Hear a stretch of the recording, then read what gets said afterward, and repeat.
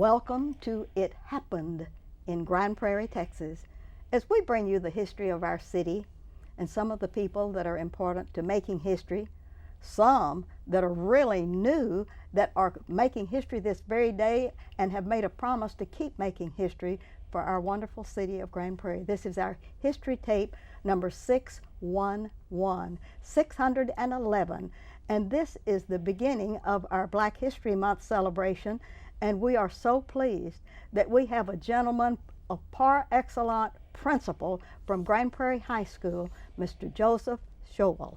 Mr. Joseph Showell. How you doing? And Principal Showell, we are very excited about having you here for Gopherland. Because Gopherland is very important to many people in Grand Prairie that live north of the Mason-Dixon line. And that's wherever the line that Mr. Sam and all of the wonderful people at the school move us. And we're glad to have you with us. Well, thank you so much. I appreciate the invitation. Wonderful. Heard a lot about you, and I'm looking forward to visiting with you. All right. And Mr. Sam Buckmeyer, thank you for being his right arm, because we weren't going to get him on the show unless you came. Because I know that he thought he was treading water a little bit dangerously coming this way. And Mr. Sam, as the wonderful PR and everything for the Grand Prairie ISD, we're so grateful for your being here. What do you think about our new principal at Grand Prairie High School? We couldn't be more excited about having Mr. Showell over there. Before the school year started, we had an opportunity to fill that position, and we talked to several people, and Mr. Showell was head and shoulders above all the other candidates, literally and figuratively. Yes, he was. He is the gentleman that we feel can do great things at Grand Prairie High, and like I said, we are all very excited and supportive of the great things he's doing over there. Well, I noticed with a great deal of interest that your department gave him a real big edge this last school board meeting when he came on to do a pitch for the school board to try to get some votes, try to get 7 votes on something, and he had on a white suit, and I thought you didn't allow white on television because it messed up things, and you let him get by with that and made him the most handsome thing and made him, and look, between you and Louis Tovar, you made everything wonderful for Mr. Showell. Didn't he look and sound good? Yes, he did. There you go. He sure did. And Dr. Christie did pretty good herself, She didn't sure she? did. That's wonderful. We're going to get to that a little bit later on in the show.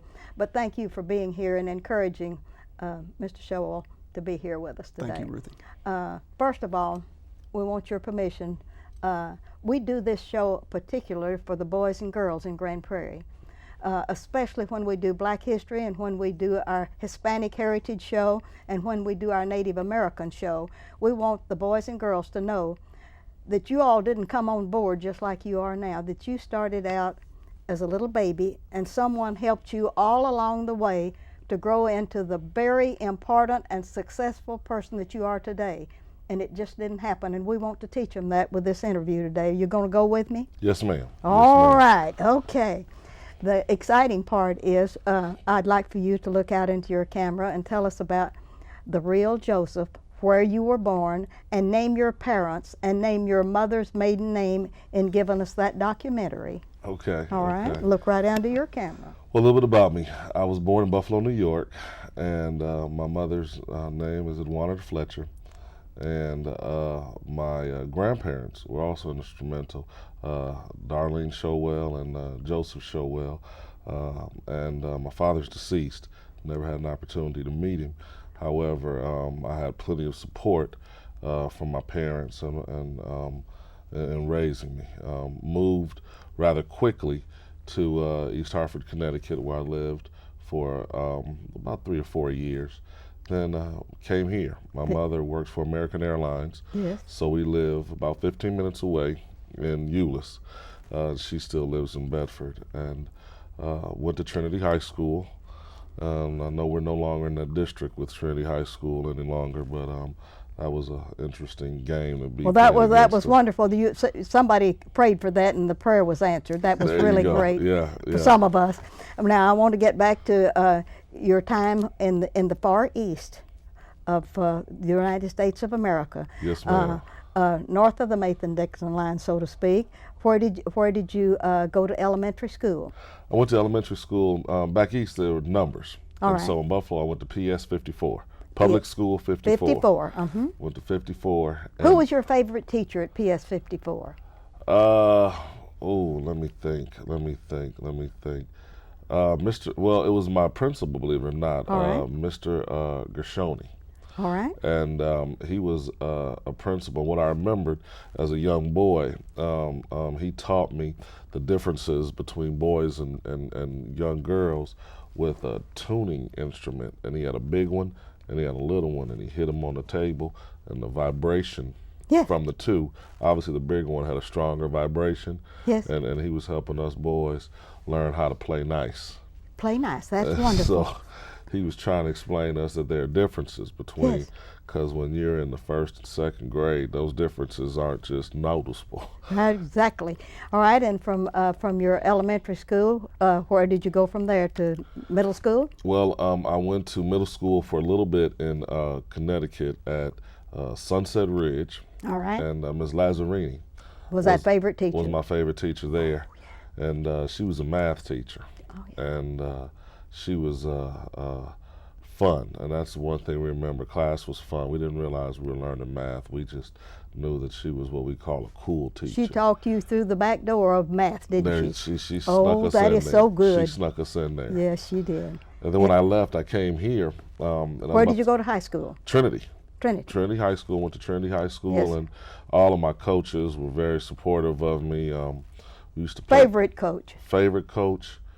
Oh, I'm gonna get in some trouble. No, with that let's one. get the I'm top gonna get three. in some trouble with get that the, one. Get the top three. Let's see here. Coach Jackson, Coach Ford, Coach Lineweaver. Yeah. All three of them were instrumental. They were role models, father Yes. figures. They would take time with us outside of football to make sure that we did what we needed to do. And you were still into math. Still into math. I love math. Fits me. Math, it really does, doesn't it? Math fits me. I noticed that in your dossier, everything led to math and has ended up still being math. Math fits me. It fits my personality. I've grown to have a stronger appreciation for other subjects, but when I was younger, still forming who I was, math was right in line with the person I was. All right, now we have you through high school, and favorite coaches. Where did you go to college? Went to college for my undergrad at East Texas State University. Okay. Played football there. All right. And once again, fell into the math department and fell in love with it. Dr. Stuart Anderson was the chairman of the math department. Yes. And he and I still have a relationship. I still call him, and we still speak quite frequently. I'm trying to get teachers from him now. He's not still the math department chair, but he's still connected with the university. I hope the boys and girls, when they see this show, can see what you're building toward, because you started out so small and now you've ended up going up the ladder, and all of these people are adding to your character and to your career and to your future. And isn't that exciting? I was fortunate. I think about it all the time. I had a strong support group. I still have a strong support group. A lot of mentors that I can go and bounce ideas off of, and they keep me straight. They keep me focused. So I can definitely say I was fortunate. All right. Now, after college, I know that you've gone on to careers, but I want to stop the music right there for just a minute before we get into anything. I'd like to get a little personal. Do you have a family? Yes, ma'am. I have a wife, Debbie. Debbie? She and I have been married for 13 years now. All right. And then I have a little son, Joseph. He's 8 years old. All right. Currently in the second grade. All right. And my And wife's where? a third grade teacher. He's at South Euless South Elementary Euless School. Elementary? Okay. Yes, ma'am. And Is he into math? he is. He's into math. Math fits him also. Oh, that's good. Well, you know what? I don't know how good it is because he's so much like me that we give mom. We can yes. work mom. Oh, sure There are you two can. of us in there. Teaming up against Mom, she has not a breath. Well, you know, she finally had us understand that we can't play basketball and football in the house. So That is so wonderful, and that's wonderful that you have this son that is following in your footsteps, well, carrying hopefully, your name too. without making some of the mistakes I did, hopefully we'll do good. Okay, and does she work out of the home? Yes, ma'am. She's a third grade teacher at Harrison Lane Elementary School in HEB. Oh, good. And she's been teaching now for 3 years. She started off in the corporate world. Then she stayed at home with little Joseph Yes. until he got to school age. And then while she was staying at home, she had a change of heart and decided to go to education. She repented of being in that business world and decided to go where we belong, in the teaching field, right? Ask forgiveness. Yes. That is so wonderful. Well, we're just so glad that you would bring us this far with your career, but now we stopped to get your family. But after you got out of your college career, and you majored in... Well, I majored in math at East Texas. I knew you were going to say that, Yes, but I ma'am. almost said you majored in math.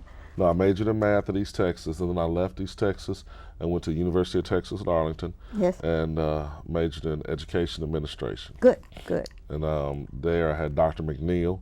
Dr. Justin McNeil was a mentor, and he's still a strong mentor of mine. And you can call on him when you're in trouble? I can call on him all the time. Oh, that is good. He's a current, he still trains administrators, and he has current groups. And I've had the pleasure of working with him with some of the new groups he's brought up, and he's definitely still been in my corner. And I noticed on your dossier, you've been in all sorts of positions. Just give me a rundown of the highest position you've held at any school you've been at since you've been in the career. Just went from the typical, I was a teacher. Yes. And a football coach. All right. An assistant principal at Yes. Colleyville Heritage High Yes. School, dean of instruction. I noticed that dean of instruction. That's good. Yes, ma'am. That's when I learned the crust of my curriculum and I instruction. thought that might have made a change in your positions. After I finished with textbooks, butts, and buses, Yes. as an assistant principal, the dean of instruction role helped me That grow. smoothed you out. Yes, it did. Yeah. That is good. And then? And then I left there and I became a principal. And All I've right. been a principal now for 5 or 6 years. 5 or 6 years. And when you came to Grand Prairie High School, did you think you'd come to the jumping off place of the world? Especially with that Warrior Gopher Bowl, Gopher Warrior Bowl? Well, to be honest, because I did go to Trinity High School, Yes. and because I'm only 15 minutes away, You had been there. I'm familiar with Grand Prairie. As a matter of fact, as a coach, Yes. I scouted games. Back then it was the Gopher Bowl. Yes. And so I understand now it's the Gopher Warrior Bowl. Yes. But I've been around that long that I remember the change. Yes. And that's good. And I'm into history of that. And my husband was on the board when they built the Gopher Bowl at that time. And I have all of the tapes and everything on the Gopher Bowl. And it's so exciting to see that place and to see what's happened to it. And we'll call it the evolution of the Gopher Warrior Bowl. It's a beautiful, beautiful, Isn't it beautiful wonderful? site. It's a great place. And your to play campus game. is gorgeous. It is a beautiful campus. Oh, it's man. a big campus. Yes. And they're currently adding a new science wing, which is going to make it even larger.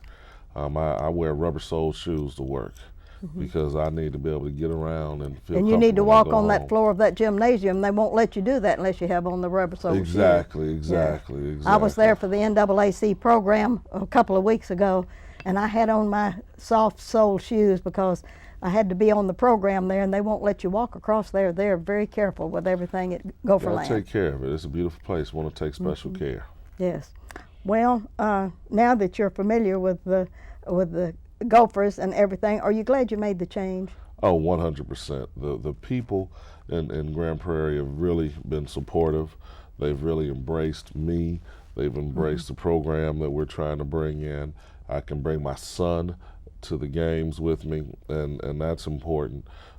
He's there with me at the games, and it's very exciting. Dr. Simpson and the people around the administration that she's brought in have been receptive. I believe in the city. I believe in the community. I believe in the vision. It's exciting. That's wonderful. Now, I know that they're going to have a program at the H.H. Chambers Auditorium. You're allowing the Arts Council to come in and do that, and doing a rain situation where it's going to rain on the stage for the very first time.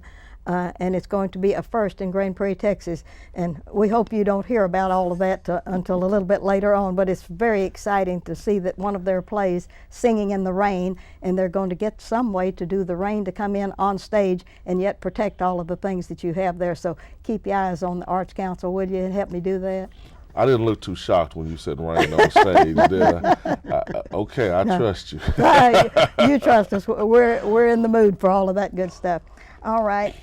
I'd like for you to look out into your camera, and I would like for you to talk with the parents and tell them that you're at Grand Prairie High School, you're available, you're counting on them to help you make a success of anything that goes on at that school. Would you do that for me? Well, you know, there's no way for Grand Prairie High School to be successful without a strong partnership with parents and guardians. Yeah.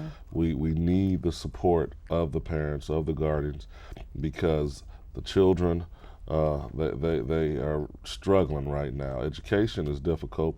There are high stakes testing, high stakes accountability, the extracurricular activities that students are involved in, everything that's on the student's plate. What they need is to have a strong support system set up, and when they have that, the success will improve dramatically. And so we just need it. It's necessary. Then I want you to look out, and I want you to exhort all of the teachers at Grand Prairie High School. Some of them are longtime citizens of that school, and sometimes you're getting some new ones. And I want you to really encourage them that we're looking forward to all of the good things that come out of there, because they are a key to your success and to the success of that school in Grand Prairie, Texas. And you know, and that's one thing I neglected. I should have mentioned much earlier. But the staff, the faculty, the teachers at Grand Prairie High School have also been extremely supportive. You know, there's been some changes. We went from a trimester system to a semester system, and that's a whole different style of teaching. And the teachers have embraced it. The teachers have been working hard with it. You know, I have an open door policy, and the teachers, several of them, have come to me with very valid questions, and their knowledge about the school and their knowledge about the community and their knowledge about the kids is appreciated, because I can only make strong decisions if I'm informed. And I appreciate the faculty that keeps me informed. I appreciate the faculty for coming to me and helping me actually make accurate decisions to lead the school. So I'm happy with the faculty. We're working hard, and we're trying to make some strong changes. Good. Now I want you to speak. I want you to speak to all the athletic department and all of the extracurricular activity people, because a lot of us from the outside, that's all we see in the papers about the sports and things. We don't see your boy and girl of the month and all of these exceptional students that you have up there, and there's people that cause that to happen. Would you thank the coaches and all of the people that handle kids? And you know, that's a piece that's dear to me, because, you know, as I stated before, I was a math major and I never ever considered myself academically challenged. But if it was not for the coaches, the extracurricular activities, I might not have had the focus that I needed to be successful. And while we would love to think that students come to school for a love of math, science, English language arts, and social studies, there are a lot of them that come to school for an opportunity to be a part of an extracurricular program. That is true. And those programs are so important, because those are the hooks that keep the kids motivated. Those are the hooks that keep the kids excited. Those are the hooks that can get parents to come to school that won't come for other opportunities. And the need for a strong extracurricular program is just as great as the need for a strong math program. And I appreciate everything that they do. Yes, and they are a key to your success too. Without a doubt. Without a doubt. All of these people coming together are on your team. Don't you have a good team? We do. We Coach Bartell and I talk on a regular basis, and I don't know if you had an opportunity to see Beauty and the Beast. Yes, I did, and you were there the Sunday afternoon when I went. I was extremely impressed with what Miss Francis and Miss Bramlett and Mr. Williams did. The play was, without a doubt, the sets were decorated beautifully. The costumes were outstanding. The acting and the singing. The singing was glorious. Was incredible. So I was impressed. I was impressed. Well, I was impressed that you were there, because they announced. They said our principal is here this afternoon. And my husband is blind, but I took him to that, and he enjoyed it because he can hear that glorious music. Yeah. And that was wonderful. They did a good job. Now, they put you on an assignment that I saw on the school board television the other day, that you do more than run that Grand Prairie High School and administer that. That is a tough job. But when you have an assignment that you're hustling $300,000 from the Texas, whoever's in charge of spending $300,000, whether it's the TEA or whoever prints money, and that you're one of the 13 schools in Texas that have worked yourself into eligibility for this, and we're now and you got the school board to pass it the other night. They gave you the green light.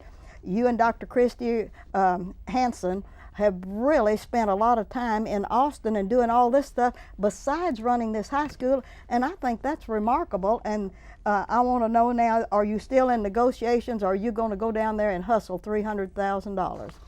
Well, we're still in negotiations, and I must admit all of the other people that help with that. Yes. Because we had Dr. Vaughn from Central Office and Mr. Mike Wallace. And you had that superintendent behind you 100%. Yeah. Dr. Simpson is probably the big reason that we're getting over the hump. Yes. But we also have Miss Dixon and Mr. Mitchell. Yes. And they were a complete team behind us, supporting us. Dr. Hansen and I went to Austin to present, and right now we're in the financial phase where they're looking at what we said we would spend the $300,000 on, and trying to make sure that everything is aligned with what we can spend the $300,000 on, and hopefully everything is a lock on the amount that we said, and we should be ready to go. And do you need a prayer team on that? I need a prayer team for everything. On that, on the academics, on the student safety, on me being able to wake up, you pray for whatever. Okay, that's wonderful. All right, now do you have a special forecast for anything that you would like to say about your new association with the campus at Grand Prairie High School on High School Drive, on Stadium Drive, and all of that complex is there? You have a beautiful layout. I'd just like for you to comment on it. Well, like I said, the layout is outstanding. I mean, there's no reason that Grand Prairie High School should not have a lot of success. The facilities that we have are beautiful. The community is beautiful. The kids are supportive. We need to restructure a couple of things, and we're working on that. But nothing is there that's not doable, not workable. I'm excited, blessed, fortunate to have the opportunity, and forecasting some positive changes in the future. Well, what is in the future for Joseph Scholl after he is the principal at Grand Prairie High School, as long as you want to stay or whatever? What do you forecast for yourself for the future? Do you want to be the king of the world, or do you want to be an announcer on some of the football studios here in the Metroplex, or what do you have for your future? Surely you're thinking about something. Well, there's some more schooling involved for myself. All right. So I'm definitely going to look at doing that. Good. But then staying actively involved in my son's life. Yes. Because I can see how you can get too busy sometimes, and that can happen very easily. So between going back to school, but then trying to make sure that I'm involved with my son. I'm coaching his basketball team right now. I coached his football team. So just being at all of his games, being at all of his activities, keeps me busy. And do you have a church life? Yes, ma'am. We go to St. John's. Matter of fact, there's Pastor Denny Davis has a Grand Prairie location, but because we live in Euless, we go to the South Lake location. That is excellent. Magnificent group. Yes, ma'am. Movers and shakers of the world. So yes, that we're fortunate. My wife and I have been going there for about 3 or 4 years. Or do you belong to any civic clubs or any other clubs or organizations that relate to school or your community? Between the school and personal fraternities, but outside of that, no. Yeah, well, that's good, because you have more on your plate right now than the average man would even want to tackle, much less having to go to Austin 3 or 4 times a month, plus school, plus church, plus family, plus everything. I think you have the best plus life of most anyone I've interviewed, in a good while, and I'm so proud that you decided to come and be with Sam and I. And Sam is excited too. He's been shaking his head in agreement with a lot of this. So, aren't you pleased that he's agreed with you? Let me tell you, Sam's been a strong supporter. Just getting to know him, Yes. and to know his role and to see all the work that he does, his plate's just as full. Trust me. Yes, it So is. I'm And glad to have him give me this much of his time. yes, and the fact that he works with my friend Louis Tovar, who was the director of my television shows for about 13 to 15 years before he left the corporate world and went into the schools, and now he is so excited and so happy and does such a good job. He's the one that made you look real good the other night with Sam's encouragement. There you go. On I television. need all the help I can get. That's Channel 98 is a good one. Good. Well, it's 25 minutes and we have about one more minute for anyone to say anything. Would you like to say something at the end of this, Mr. Sam? Have you been approving of this interview? Well, Ruthie, just to sum up, I think as you've listened to Joseph speak about the school and the things that he's involved in there, I think you can start to understand why we felt that he was the person to head up Grand Prairie High School and to do some amazing, wonderful things over there. Well, we're thankful to the school board and for the powers that be that made the choice, but we're really thankful for Dr. Susan Simpson. And as soon as she gets her own television show, we're going to give her a real title on that Channel 98. And I want to thank you very much, Dr. Joseph. Thank you so much. It's wonderful to have you with us. Ruthie, thank you. And it's all right if we promote him to doctor, because he's going to be one of these Soon, days. Sure soon, enough. soon. So soon. That's Soon. wonderful. Thank you very much for being here today. And this is Ruthie Jackson reminding you that history is as we live and do, and that we document it correctly. Thank you for being with us for this history show.